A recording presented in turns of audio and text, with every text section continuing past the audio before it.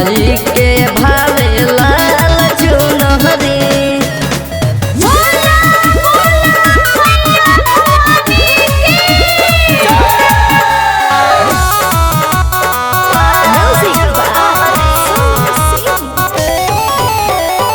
लाल चूड़ी लहठीली हो सुरहो सिंगार हो मलिया से ली हो पिया ओढ़ौल के हार हो।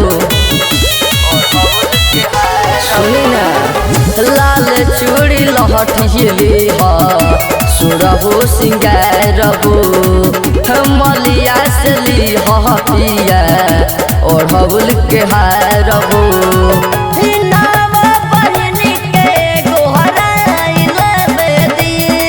जाके बहगसर से ला दिए बलमुआ माई के भावे लाल चुनरी।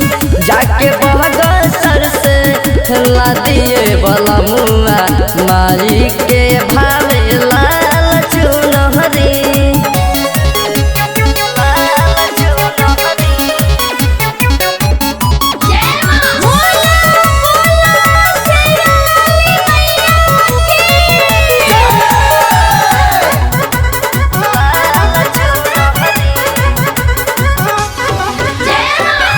सिर पर सवार होके ओहे महारानी अवध से विवेक पिया सच कहतानी।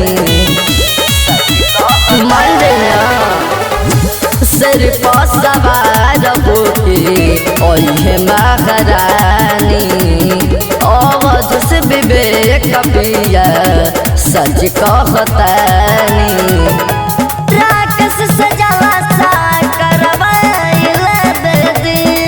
जाके बहगसर से हल्ला दिए महेश जी माई के भावे लाल चुनरी। जाके बहगसर से हल्ला दिए बलमुआ माई के भावे